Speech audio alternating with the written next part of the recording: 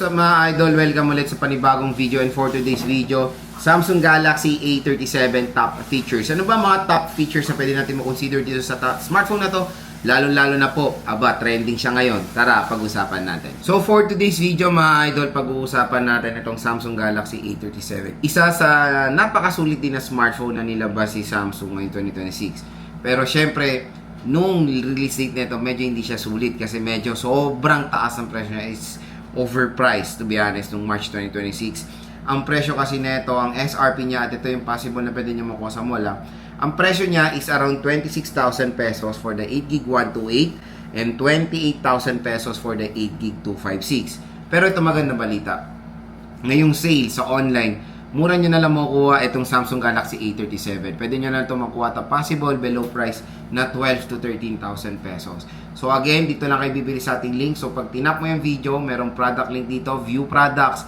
Mura at bagsak presyo lang makukuha itong Samsung Galaxy A37. At ito pa special dyan, may makukuha pa kayong additional discount voucher na 1,000 pesos or 1 to 2,000 pesos off.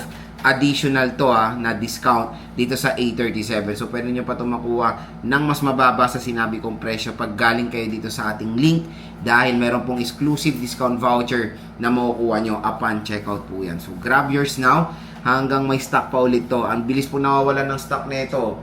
Ano sila out of stock, may stock, out of stock, may stock. Kaya dito lang kayo bibili sa online. Magsabi Lods, bakit mo mura po sa online sa official store ni Samsung? Definitely, no-offer nila to ng mura. Syempre, online nga wala silang mga physical stores. Pero ano sila wala silang physical stores. Pero sila po yung official or mismong Samsung stores na po yung pinagbibilan nyo. Hindi yan mga third-party shops, okay? So, diyan ko rin binili ang Samsung na to sa link ng yung link na nilagay natin sa ating video. So sa video na to, pag-uusapan natin yung mga pwede natin consider na mga top features nitong Samsung Galaxy A37 at kung bakit pwede nyo rin itong ma-consider na mid-range smartphone ngayong 2026. So re-rectine ko na kayo, pag i-compare mo siya sa kanyang SRP, definitely hindi po ito sulit. Medyo overpriced. Pero ngayong mura na lang siya, sale price niya, doon na natin siya pag-uusapan about sa top features niya. Unang-unang magandang feature ng Samsung Galaxy A37 is of course yung kanyang screen.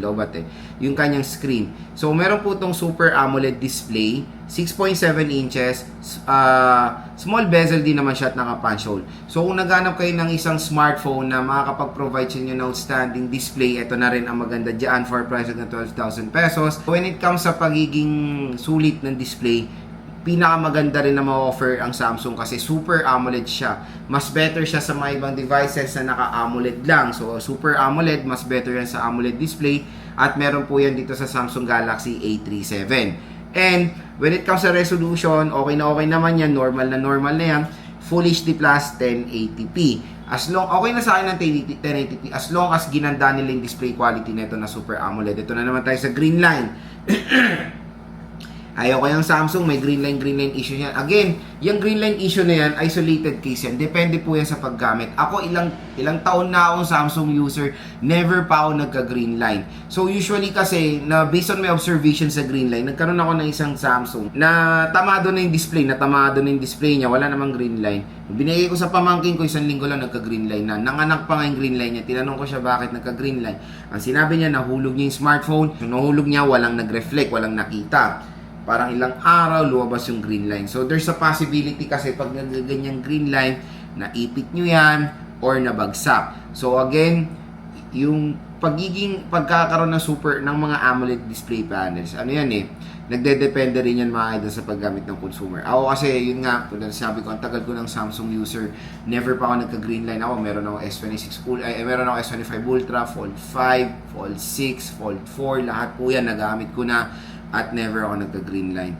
Depende na lang po yan sa pag-iingat nyo sa isang device nyo, okay? So, syempre, pinaka-recommended ko pa rin or pinakamagandang display pa rin for me, Super AMOLED. Syempre, kasi when it comes sa display quality, pag naglalaro kayo, nakaka-boost yan ng enhancement ng graphics. Mas maganda yung color accuracy, di ba? Mas maganda yung color reproduction niya, very sharp yung display. Talagang yung mata nyo matutuwa habang naglalaro kasi ma-appreciate nyo yung graphics ng isang game. Hindi lang game, even pag naglalaro kayo. So, display quality ang isang napakagandang feature nitong Samsung Galaxy A37. Compare sa A57, wala silang ganong pinagkaiba naman sa display quality. Siyempre, ang isang napaka-solid dito is operating system. Kung naghanap kayo ng isang smartphone na pang matagalan, mala iPhone ang parang peg niya, go for the A37 mga idol. Meron tong pinapromise na 6 years OS update. Diba? Napakatagal. Nagsimula to sa Android 16, matatapos to sa Android 22. Diba? 12,000 pesos. 6 years beyond, pwede nyo ito magamit. Aba, longevity pa lang, panalo na dito sa A37. And hindi lang yon. Syempre, when it comes sa user interface ng One UI, napakaganda, very user-friendly. And for me, isa ang Samsung One UI sa very secure na operating system na pwede nyo magamit. Salamat yan, of course, sa Samsung Knox. The processor is Exynos. So, give it a chance, yung Exynos na mga processor. I know maraming bad record si Exynos when it comes sa mga consumers natin. Sinasabi nila mas mabilis mag-overheat. Yes, napansin ko yan. Nung ginagamit ko pala yung E57 ko, parang ang bilis niya uminit, di pa ako naglalaro. Real talk naman talaga yan. Pero when it comes sa performance ng isang device, kumbaga pag mga day-to-day tasks lang, kunyari mag-scroll kayo sa mga social media, ganyan and all, for basic mga basic consumers, okay naman ang kanyang processor is Samsung Exynos 1480. Based sa kanyang specification, it can handle games. Meron naman sila mga cooling features naman na nakaka-ease ng heat, kaya give it a chance din naman dito sa A37. Yung performance naman ng sa Samsung Exynos 1480 pagdating sa game ay okay rin naman. So, syempre, gigame test natin ito A37, stay tuned lang mga idol. Pero when it comes sa processor niya for its price, okay na okay rin.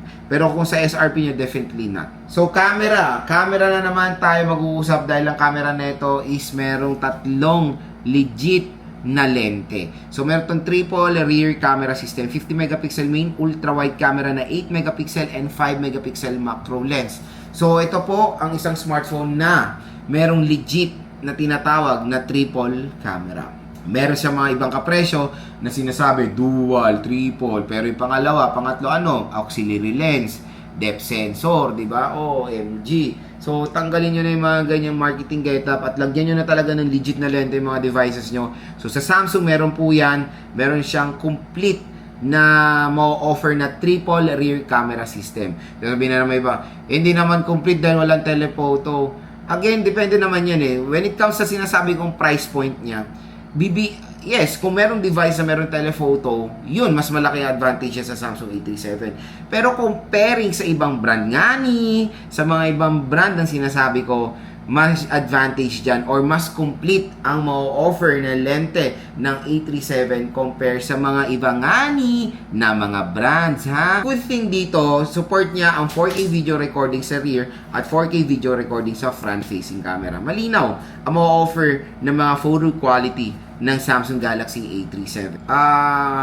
Isa pang magandang feature niya is of course the speakers. Napakalakas ng speakers ng mga idol. So, makakapag-provide naman siya sa atin ng excellent sound quality sa isang mid-range device.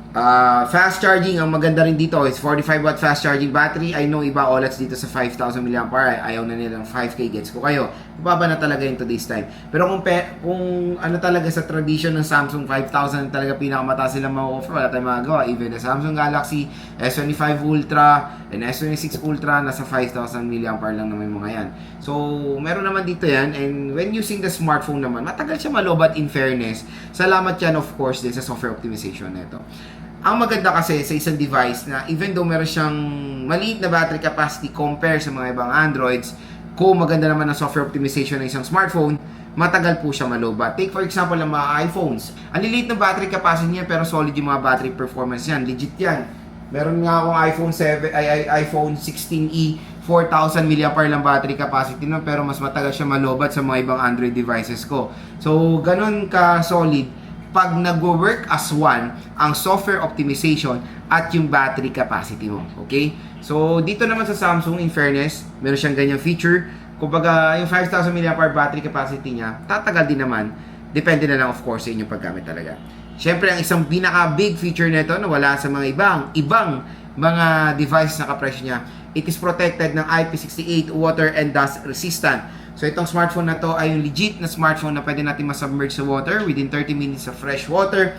pero sa big no-no pagdating sa saltwater to mga idol. So yan ang maganda dito sa A37, pwede nito gamitin to take underwater shots, di ba? So pwede naman siya sa pool, pero syempre with certain kind of limitation, deep lang, underwater shot, tanggal, huwag niyo siya ibabad na matagal kasi there's a possibility masisira din siya dahil ang pool po ay may chlorine at there's a possibility yung chemical na yan ay makasira sa internals ng smartphone mo. Kaya deep nyo lang, huwag niyong tagalan kasi yung recommended na IP68 is 30 minutes sa fresh water. Eh kung nilublob mo to sa swimming pool ng 30 minutes din, eh yun po magkokompromiso tayo. Pero kung saglit na naman, mga few second, deep, tanggal, may valid po ang protection na yan. Kasi again, subok ko na yan sa lahat ng smartphone ko pag nag-swimming ako, yung mga 17 Pro Max ko, lahat ng lineup ng Samsung din na try ko na yan at walang nasisira so far. Again, hindi po masisira ang inyong smartphone kung alam mo ang limitation ng ingress protection mo. Okay? Kaya sinasabi ko po sa inyo to para aware kayo kasi merong mga ibang mga content creators na